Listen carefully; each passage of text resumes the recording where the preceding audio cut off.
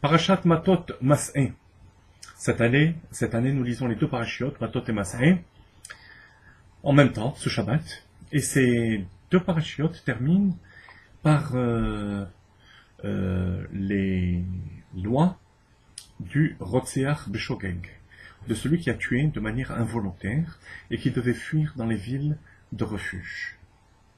Une telle personne ne devait jamais sortir de ces villes de refuge, et même si le peuple juif, la communauté avait besoin de lui, le Rambam dit, Maïmonide, même un général aussi valeureux que Yoav ben Seruya, qui était en mesure de sauver le peuple juif à la guerre, lui aussi ne sortira pas de la ville de refuge. Et tous les commentaires s'efforcent de trouver une explication à cette halakha. On sait que, normalement, dans toute la Torah, v'chai bahem, les mitzvot, quelles qu'elles soient, sont repoussées devant la vie, la nécessité, la mitzvah de vivre, excepté trois avérotes que vous connaissez, le meurtre, l'inceste et l'idolâtrie. Mais là, la mitzvah d'aller dans une ville de refuge, comment se fait-il que cette mitzvah-là ne soit pas repoussée devant le sauvetage de toute une communauté ou de tout le peuple juif? Incompréhensible. Et le Rabbi nous donne une explication extraordinaire qui est bien sûr en même temps pour nous un enseignement extrêmement important dans notre vie. Il dit la chose suivante. Lorsque une personne se trouve dans la ville de refuge, cette personne doit se considérer comme étant en sursis, ou plus exactement, comme si elle était un mort vivant. Le fait d'avoir tué, d'avoir versé le sang de l'autre, même de manière involontaire, fait qu'il n'a plus de vie. Adam Ktila, ça s'appelle. Un homme mort, la personne est morte. Le meurtrier, on parle du meurtrier. En rentrant dans la ville de refuge, ce statut de la ville de refuge lui confère la qualité de Vachai Sham. Il vivra là-bas. C'est un sursis de vie que la Torah lui accorde. Donc en fait, à une personne pareille, ne s'applique pas la mitzvah d'aller sauver son prochain ou d'aller sauver le peuple juif. Cette mitzvah de sauver ou d'aider un autre juif face à la mort s'applique à un être vivant, normal. Or, une personne qui a tué de manière involontaire et qui se trouve dans la ville de refuge n'est pas considérée, en dehors de la ville de refuge, comme un être vivant. Voilà l'explication que le Rabbi donne. Alors bien sûr, on peut en tirer des conséquences, peut-être plus rationnelles.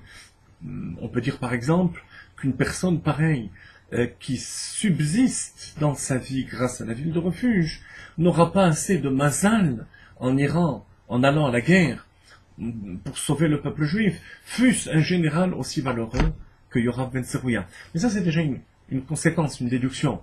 Le point essentiel, halakhique, c'est qu'une personne pareille n'est pas tenue d'accomplir la mitzvah de sauver son prochain. Parce que il ne s'agit pas d'une personne normalement vivante. Bien sûr, en dehors du cadre de la ville de refuge.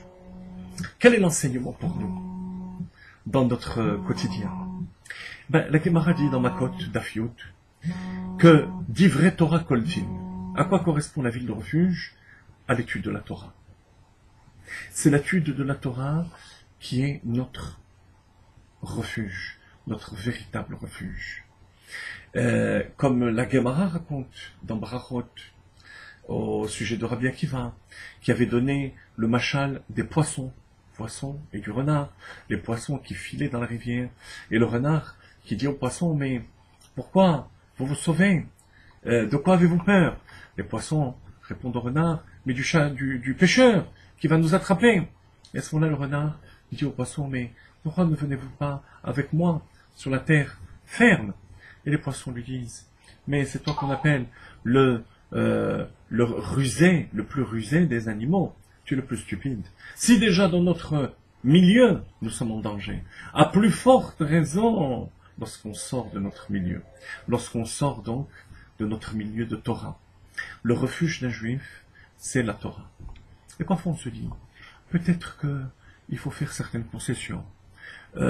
Sortir de ce refuge de la Torah pour faire certaines entorses à la halakha, à la Torah, pour sauver, se sauver soi-même, pour sauver la communauté. Il faut savoir qu'à l'instar du juif qui trouvait refuge dans la ville de refuge, qu'il ne devait en aucun cas sortir de ce milieu. En ce qui nous concerne, c'est la même chose. Aucun raisonnement, le plus valeureux soit-il, ne peut nous détacher de Hem Chayenu ve'orech Yamenu, de l'étude de la Torah, qui est la volonté d'Akadosh Baruch Hu.